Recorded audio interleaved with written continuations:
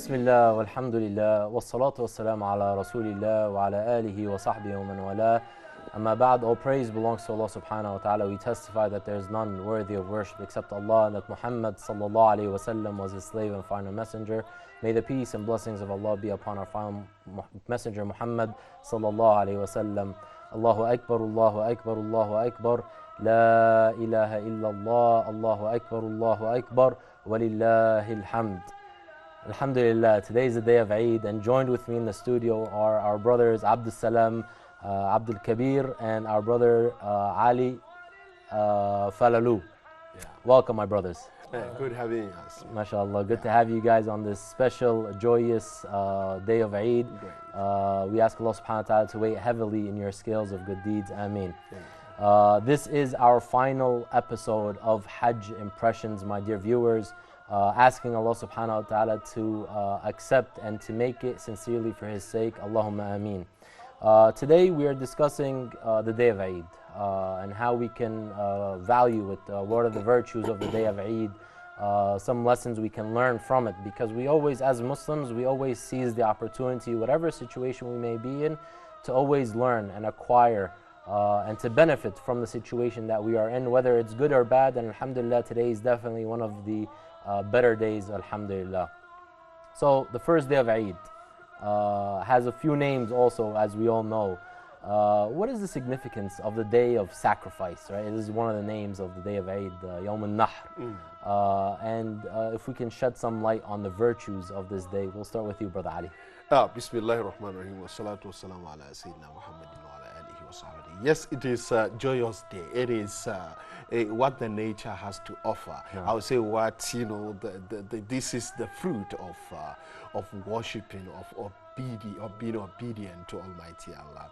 And one would say that's why there is hadith of Prophet Muhammad, which, you know, really draws my attention, that when Prophet Muhammad said that a fasting Muslim, or a Muslim who is performing fasting, has two joys, has two, you know, splendid time. Happiness. The first one, the happiness. The first one is the time he is breaking his fast.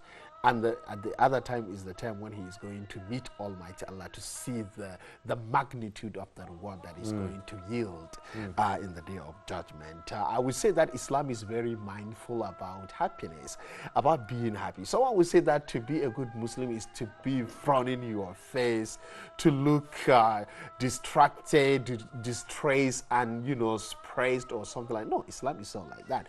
Islam is all about having your psychological stance improved. Islam is all about having you, you know, filled, you know, the Almighty Allah has not, you know, let you aback. That's why a verse in Holy Quran is saying that قُلْ مَنْ حَرَّمَ زِينَةَ اللَّهِ الَّتِي أَخْرَجَ لِعِبَادِهِ وَالطَّيِّبَاتِ مِنَ الرِّزْقِ قُلْ هِيَ لِلَّذِينَ آمَنُوا. Who is saying that Almighty Allah has banned Muslim, us, from enjoying the joys of life? No, Almighty Allah did not do that. Rather, it is meant for believers. It is meant for us. And when you see how Quran, Holy Quran, is, you know, describing the Jannah, the paradise, we say that, you know, fiha anharu min ma'in ghayri asin, wa anharu min labanin lam yataghayyar ta'amu, wa anharu min khamrin ladhatan lisharibin, wa anharu min asalin musaffa. Paradise has, you know, some rivers or some lakes of milk, lakes of honey, lakes of whatever you have, whatever you like, you will get it. This is to say that happiness is very important, and that's why it is Sunnah of Prophet Muhammad that we should wear colorful dressing. Don't wear black. Or, no, sorry, it's jacket that you are wearing. It's actually navy blue. It's not black. It's navy blue. But exactly. But the inside, exactly. Yeah. Exactly. Very great. Yeah, that's the secret. You guys, I'm only a mirror of my brothers. So we exactly. And look at the shirt inside. You know, it's just, you know, sparkling white. This is to say that. This is to say that we are joyful. We are enjoying ourselves. That you know, because you are obeying Almighty Allah, it doesn't mean that you will stay, sad, or you stay not being happy. No, you will be happy, and you have to be happy. Right. And that's why Almighty Allah said, وَلِذَلِكَ فَلْيَفْرَحُوا هُوَ خَيْرٌ مِمَّا يَجْمَعُونَ. You have to enjoy it. You have to, relish it. Yes. It's better than whatever you think to have. And what you have is better than what you imagine. Yes, yes. As Allah subhanahu wa ta'ala, He says, وَلَا تَنْسَ نَصِيبَكَ مِنَ الدُّنْيا, right? Do not forget your share from this world. Exactly. So this is to tell you that, no, we believers, we in Islam, we believe that Almighty Allah can give us the goodness, the goodies in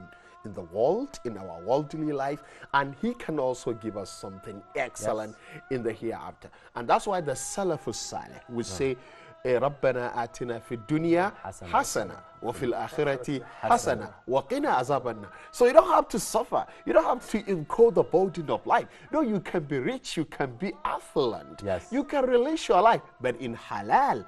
And later on, if you utilize this particular material affluence that you have, Almighty Allah can again give you another goodie in the hereafter. So may we, inshallah, as we do enjoy our day, as we are enjoying the day of Nahr today, may we eat, in normal, Arab countries or even African countries, we eat meat, we eat all this kind of thing. We dress, we visit our people, and so on. So may our days continue to be joyous and splendid. Ameen, ameen, ameen.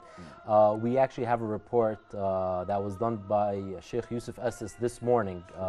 Today is Yawm al-Nahr, right? So they went from, yesterday they went from Arafah to Muzdalifah, and from Muzdalifah they went back to their campsites in Mina, where they proceeded this morning, I guess, to go and start with the pebbling, with the throwing of the stones. Yes. So let's join with our viewers, inshallah, as we see this report by Sheikh Yusuf Estes. Okay.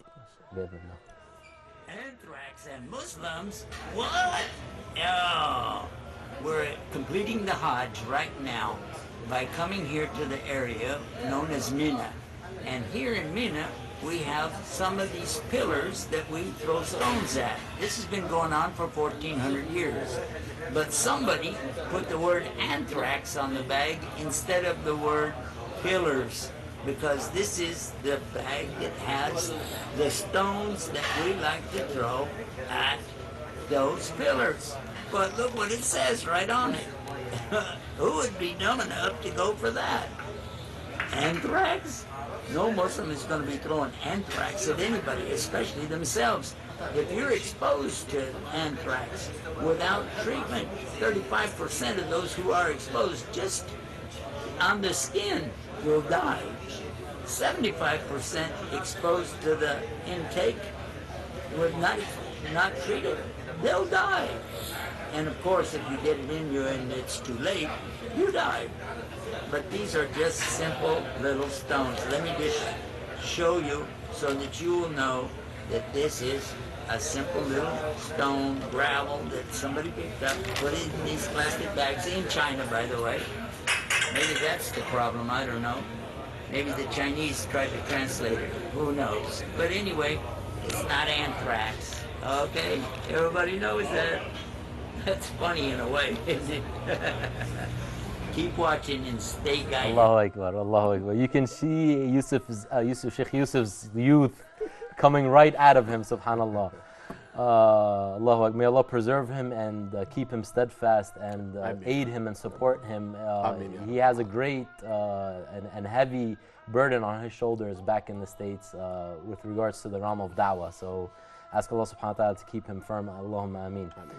Going back to our discussion, episode or the celebration of Eid, one thought that came to mind when you were talking, Brother Ali, is the statement of Ibn Qayyim, rahimahullah, where he says that in this world there is a Jannah. If you do not enter in this world, or you do not taste it in this world, you will not enter the Jannah of the hereafter. It is the Jannah, or the sweetness of Iman.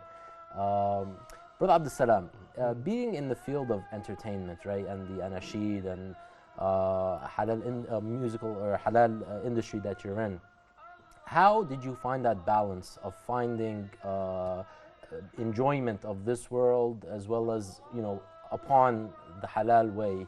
How did that affect your professional field? Well, yeah, alhamdulillah wa salatu wa salam ala rasulullah. Episod. You know, doing this kind of thing, you have to be careful and you have to be grounded in knowledge. Yes.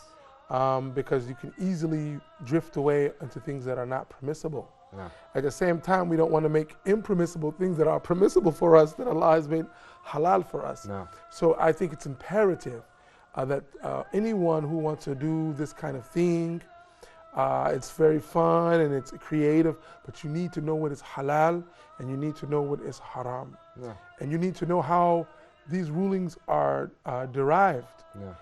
Because you're going to get people saying, hey, brother, why are you doing this? And you shouldn't be doing this. And I was like, okay, well, I love proof. I love evidence. Mm-hmm. This is a deen of evidence and proof. And if they provide the proof, it's upon me to sit and ponder.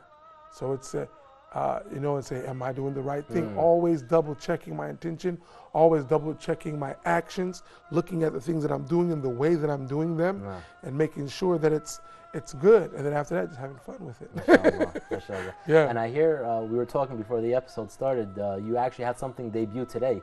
Yeah, alhamdulillah. This is a nasheed called Soul.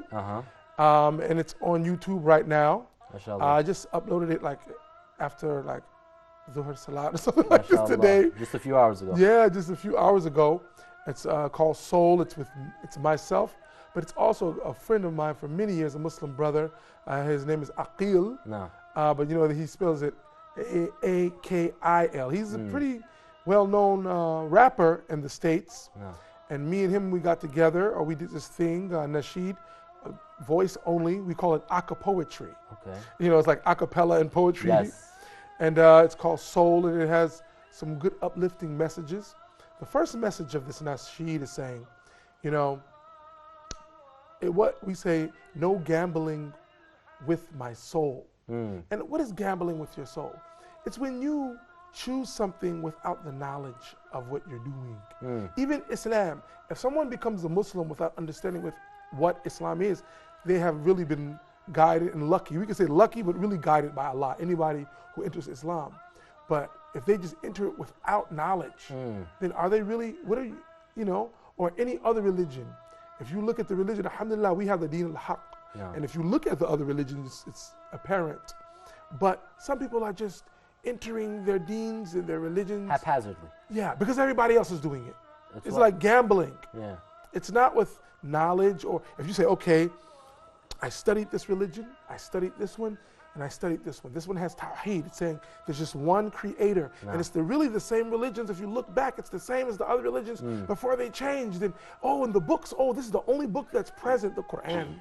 That's intact. And and these are the Ibrahim's rights. And these are the Kaaba was built or rebuilt by the Prophet. They will say Abraham. And this is the father religion and their religion. And then those lights start to come on, and it's not just haphazard. No. It's through deliberation, it's deliberate, and that's the way we should be with everything we do, not only religion, but especially religion. No. And that's one thing I said, so no gambling with our soul, so I'm doing it anyway, yeah. So can we throw in also, or does the concept of, that the halal is apparent and the haram is apparent, and between the halal and the haram are the misconception or the affairs that are unclear. Does that go in line with the poem that? Well, no, not in this one. I kept it real, and I'll sing some of it for you today. Yeah, well, please, we'd love to hear it. I'm sure our audience would love to hear it. Hey, why not? Okay. I hope my voice is I wasn't even singing today. I was just enjoying eating. No, man, this is Eid, the day of Eid. We need to. So if I don't sound all nice, festivity going, you just go to the. Bismillah. Yeah, it's the perfect time for nasheed. No. So it's and it's all like that. I'm doing that sound right. It says, I'm not one to gamble with my soul. The truth is out there, and I must know. I'll sail the 7 seas to find my peace. No gambling with my soul. Ooh, no gambling with my soul. Now is the time to get yourself together. Now is the time to put yourself in place, unfasten your mind and love one another. And this is a message for all the human race. Now I'll try everything I can to try to help you understand that you have got to have a plan to get your book in your right hand. Heed the signs and turn to the Creator before it's too late. Yeah. MashaAllah. Allahu Akbar.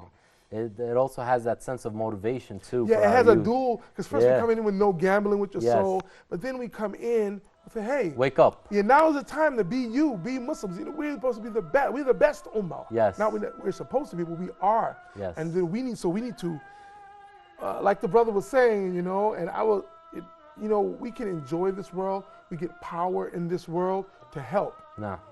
Sultan Nasiran. There is a, in the Quran, I'm not like you guys where I just like memorize all this stuff. But in the Quran it talks about Sultan Nasiran. Sultan is like power. Nah. Nasiran to help. And we ask Allah, it says, you know, when you get up for Qiyam al-Layl, Yes. these are one of the things that you ask Allah for power to help. And if we have a good heart and we have power, we need more Muslims like that today. Yeah. Because, I mean, you know, we need people who care about the poor. We need more people who are strong and they care about the people who are being oppressed. And they have a good heart and they have the ability in the world. We don't want to just have a good heart and then we can't do anything. No. And I think we want to be Muslims with power. We want to put whatever power Allah gives us, whatever strengths Allah gives us, you know. And we pray. I want to be one of those Muslims. Well, we ask Allah subhanahu wa ta'ala, listen, brother Abdul Salam, we all have a role to play in life. And you have the talent of that Islamic hip hop, nasheed, the poetry. And subhanAllah, but people will get guided through that. We ask Allah subhanahu wa ta'ala to motivate the youth and to keep our youth steadfast. Ameen. Ameen. Jazakumullah khair for that beautiful poetry and nasheed. Jazakumullah khair. I need to hear this, to be here today. This is like, and just sitting with you brothers and listening, it's really motivational for me. Alhamdulillah. Really? We're all getting Yeah, motivated you from too. each other. Yeah. Alhamdulillah. With us right now, my dear viewers, as well as my respected guests, is a report by Dr. Muhammad Salah, who's actually also, I mean, today is the day where they're going to, you know, the stoning, right? Yes. Yeah. So I believe his report is from Muzdalifah to Mina, and also around the subject of the throwing of the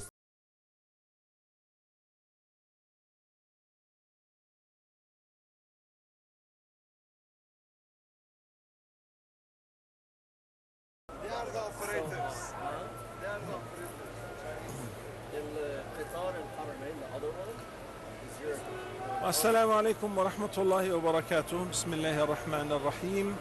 لبيك اللهم لبيك، لبيك لا شريك لك لبيك، إن الحمد والنعمة لك والملك لا شريك لك، لبيك اللهم لبيك، لبيك لا شريك لك لبيك، إن الحمد والنعمة لك والملك لا شريك لك.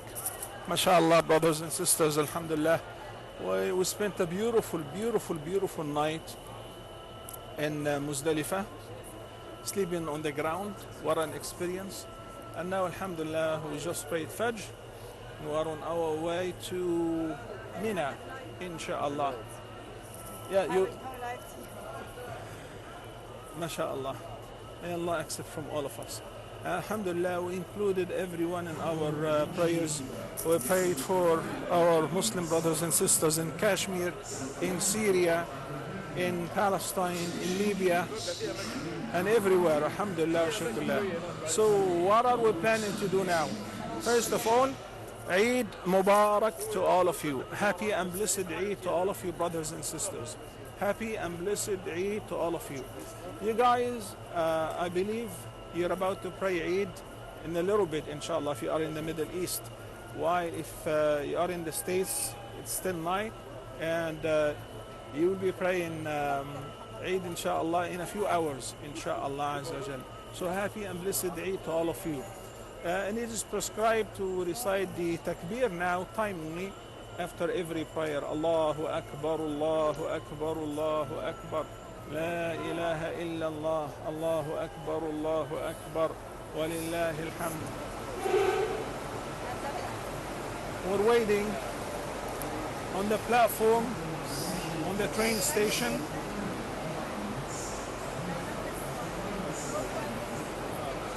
Okay.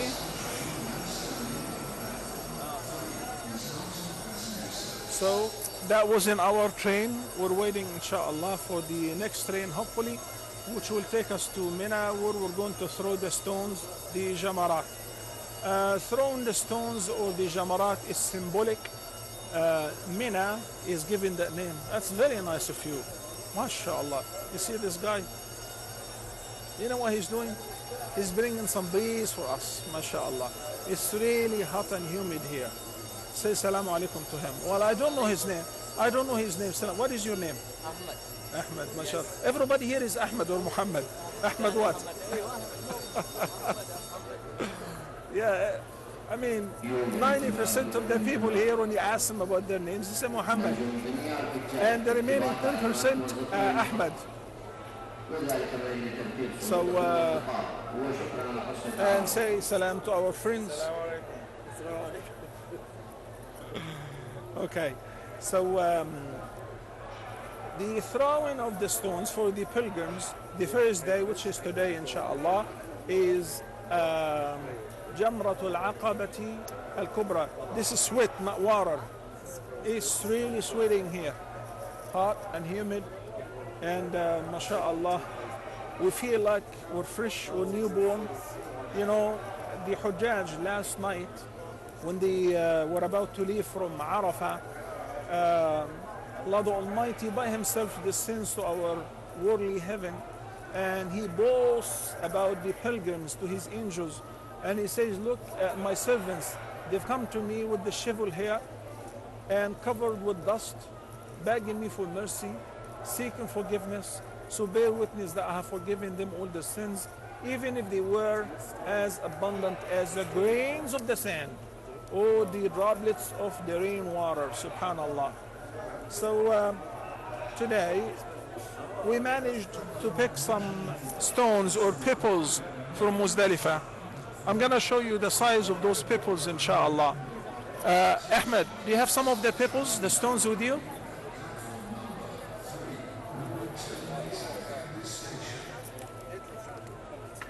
Some of the stones. Okay, that's plenty actually. So we're gonna take some. Okay, so here, this is the size of the stones, the size of the chickpeas. What we're gonna do with it, those stones, today we're gonna throw 7 stones, 7 pebbles at another stone, which is called Jamratul Aqabati al-Kubra, the biggest Jamra, where in Mina, there are 3 major places where we throw the stones at. The little one, the middle one, and the biggest one. The throwing of the stones is symbolic because this is where, when Prophet Abraham, peace be upon him,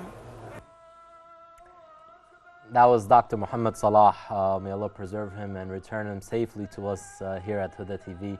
SubhanAllah, one thing about being part of the Huda family is that everybody's down to earth. Everybody, including the guests and the camera guys, the control room, and Hafidullah, our esteemed Sheikh, Dr. Muhammad Salah. Just this morning, he actually posted a picture. You know, when you're laying down in bed and you have the your phone in your hands and you just take a selfie, and he posted it right on social media. You know, it's telling us about the experience that he's going through in Muzdalifah. So we ask Allah subhanahu wa ta'ala to return him safely back to us. Allahumma ameen.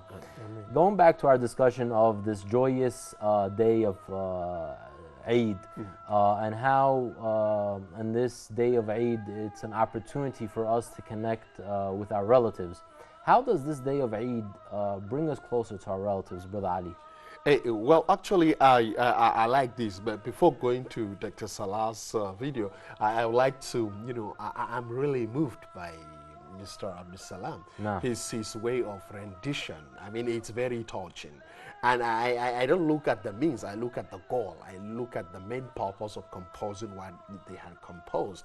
I mean, that they would like to reach into people's mind, that the people should not just see, don't gamble with my mind. Come on, look at the look at the epicenter of the goal, that don't gamble with my mind, don't play games with my intelligence. Yes. And this is the merely, you know, what people are utilizing in youth to, you know, to brainwash them, to show them that Islam, or, you know, sticking with the rules and regulation of Islam is not something worthwhile. But by so doing, he is going to touch a lot of youthful minds. Yes. that do not allow someone to take you for granted, do not allow yourself to be like a football between the striker and the defender and what have you. No, you have to be focused. And the cardinal purpose of being strong, that Prophet Muhammad said that a strong believer is far better and more beloved to Almighty Allah than a weak or someone who is just living for granted, who is just living,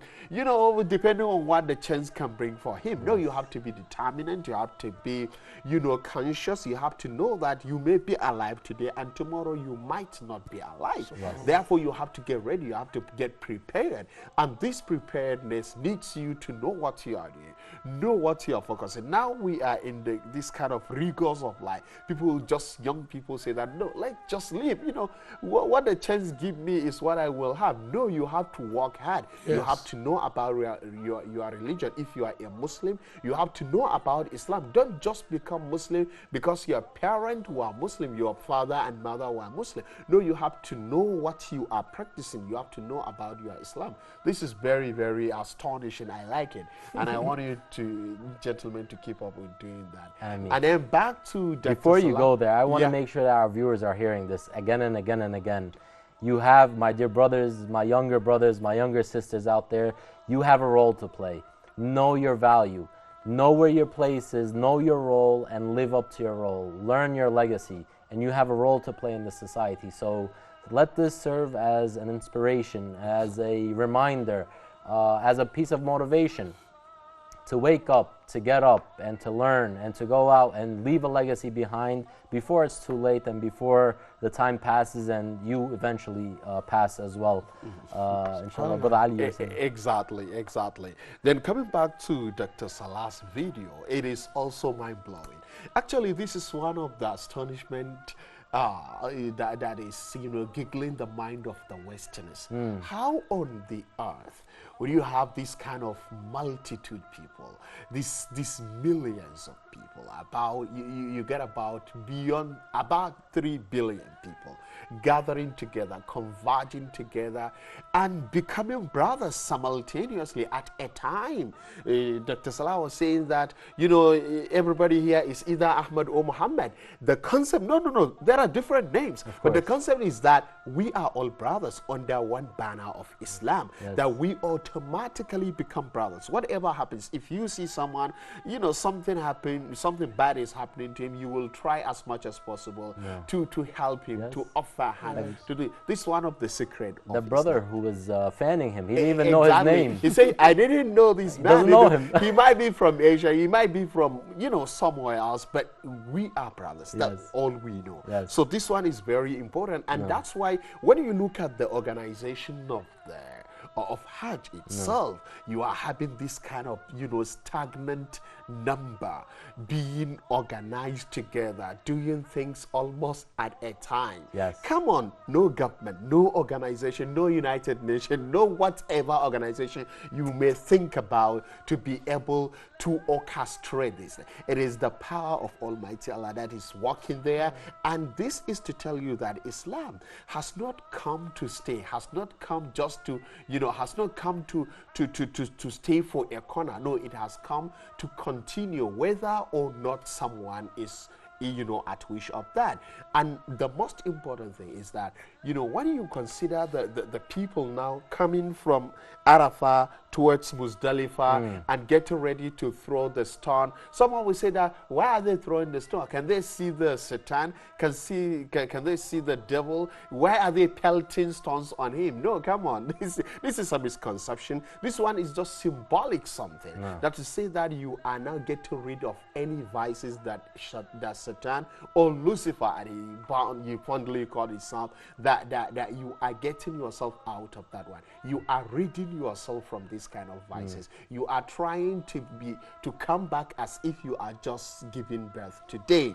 So Almighty Allah, you know, they are very lucky because Almighty Allah has forgiven all their sins and they are now back as if they were born today. May Almighty Allah, you know, help us, and may Almighty Allah, you know, give us this kind of opportunity to be part of those who would have their sins forgiven next year, inshallah. Ameen, ameen, ameen. Jazakumullah khairan. My dear respected guests, my dear viewers, we'll be taking a small break, but it's inshallah we'll be leaving you with pictures and views, live feed from various locations of the Haram as well as the surrounding areas of the pilgrims, wherever they may be, whatever they may be doing, inshallah ta'ala. So just enjoy that, inshallah, for a few minutes while we take a small, short break, inshallah ta'ala. Jazakumullah khair. Allahu Akbar, Allahu Akbar, Allahu Akbar, La ilaha illallah, Allahu Akbar, Allahu Akbar, walillahil hamd. Those last two images were actually live feeds from Mina as well as Masjid al-Haram in Mecca. We see the pilgrims moving from one site to the next, completing their obligations, completing their duties. We ask Allah subhanahu wa ta'ala to return our family members safely and successfully completing their Hajj. Allahumma ameen. My dear respected guests, going back to our topic on how we celebrate and the celebration of the day of Eid.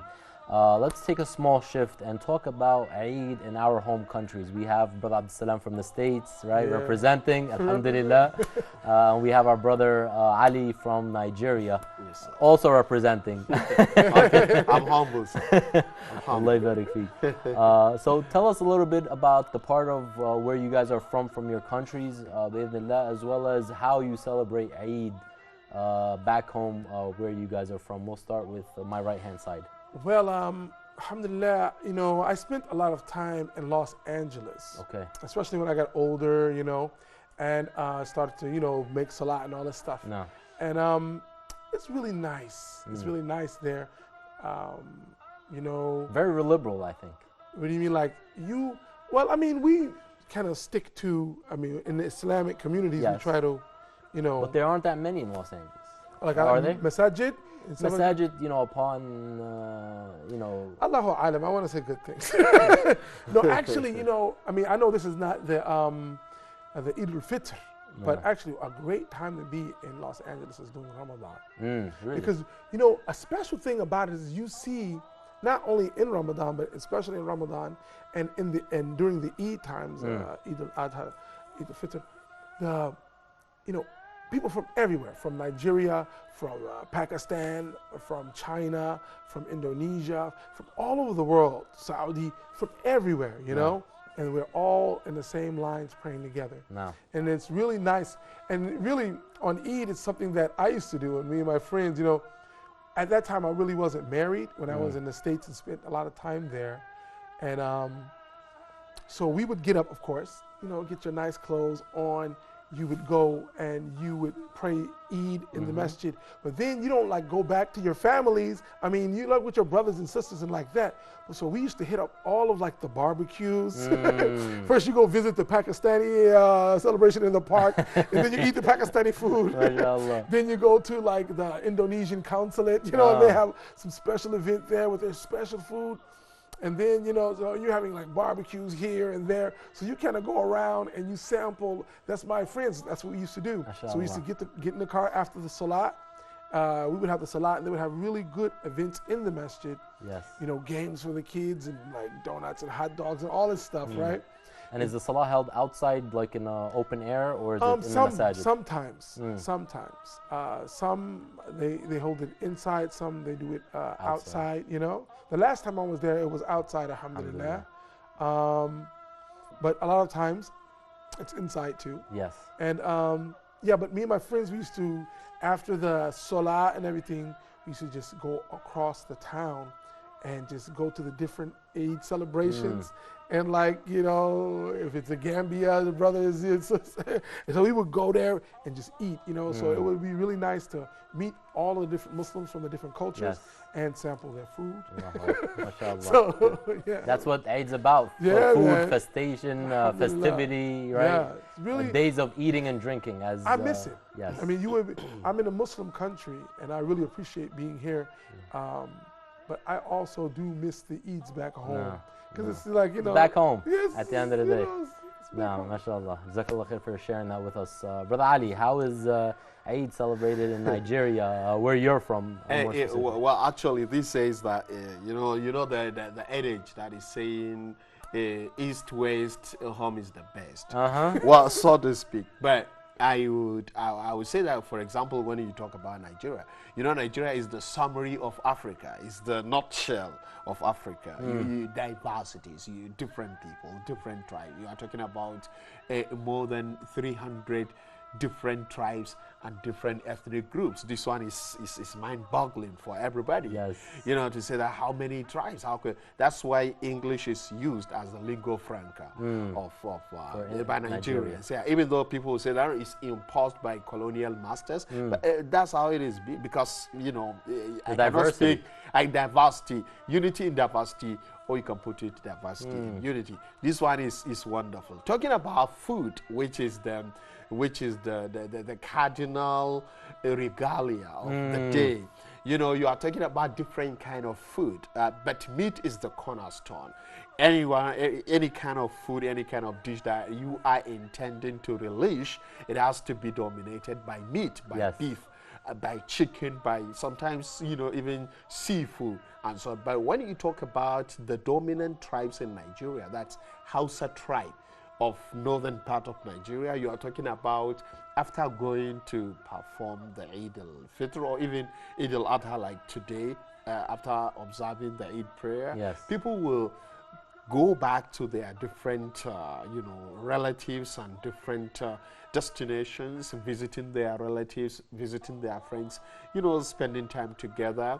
And you see young people trying to, you know, like, you know, club together and eat together.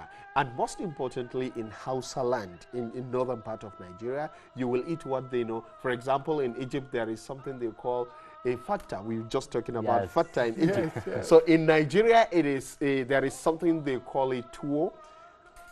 And that tuwo is made of rice and with some vegetables. And this vegetable could be, you know, could be any kind of vegetable, but dominated by meat and rice. And all kind of, it is made of rice and vegetables. So this one is dominant. It is called tuwo in Nigerian indigenous language.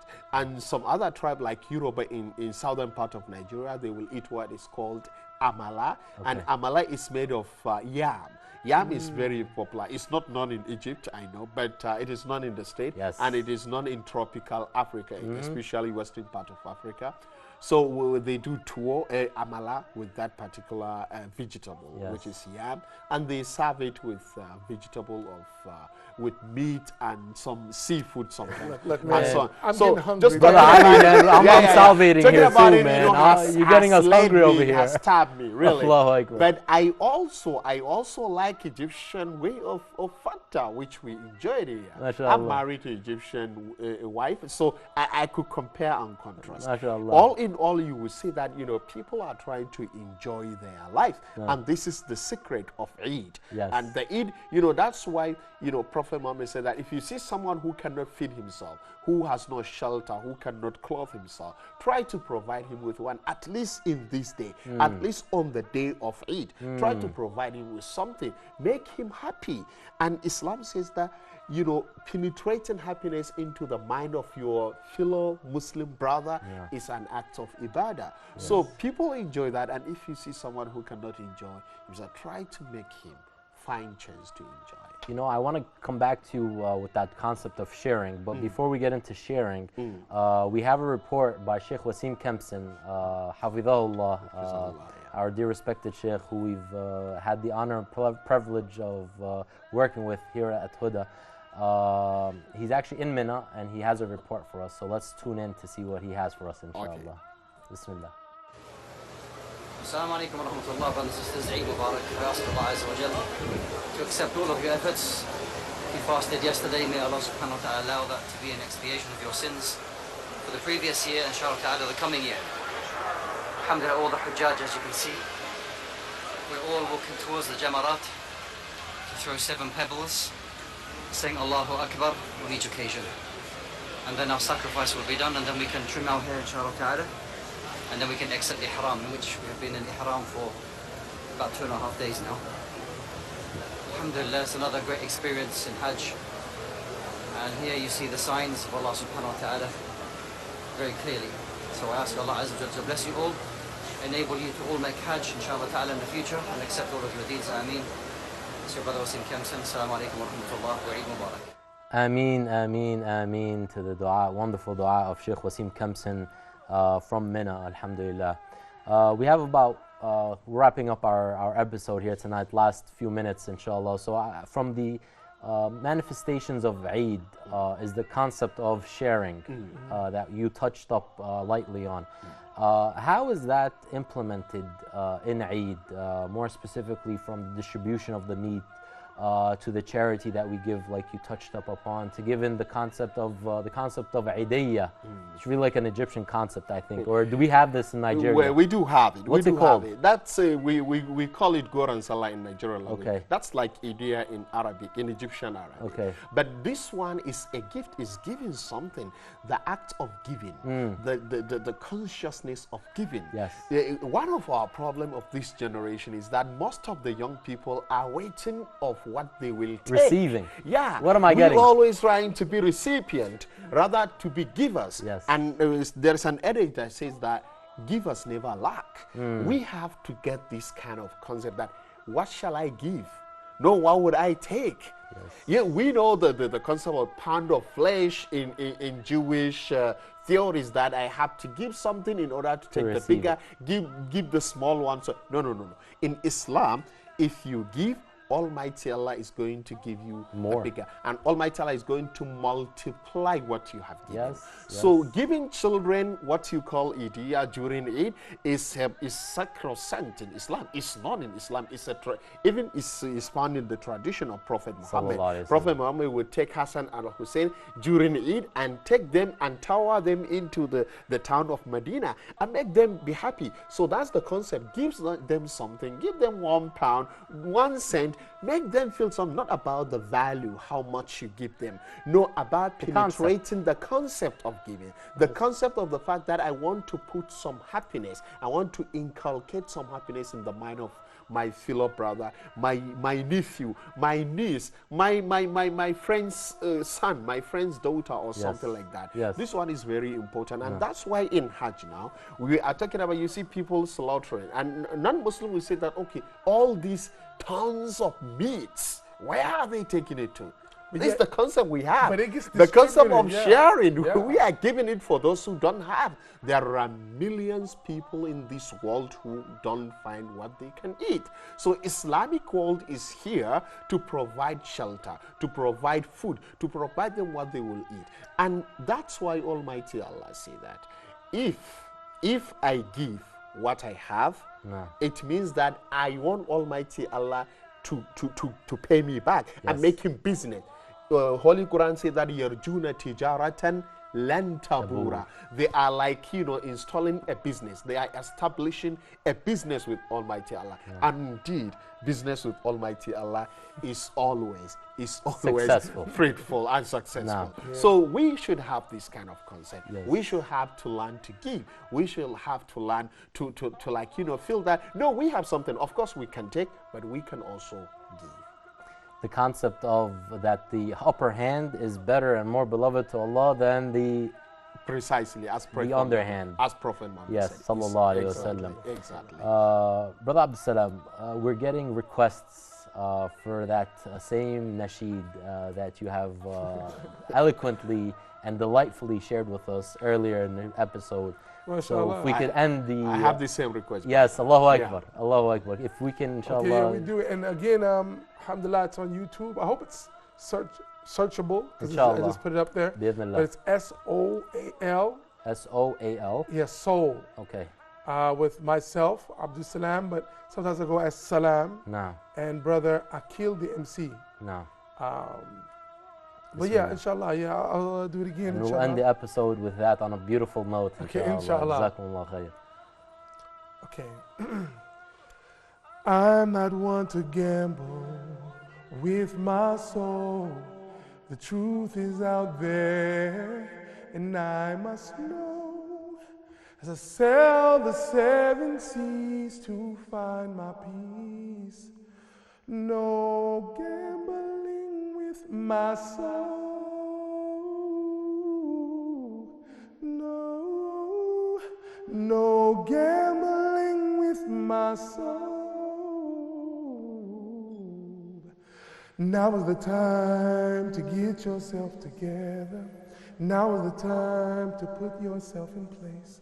Unfasten your mind and love one another. And this is a message to all the human race. Now I'll try every way I can to try to help you understand that you have got to have a plan to get your book in your right hand. Heed the signs and turn toward the Creator before it's too late. Ameen. Ameen.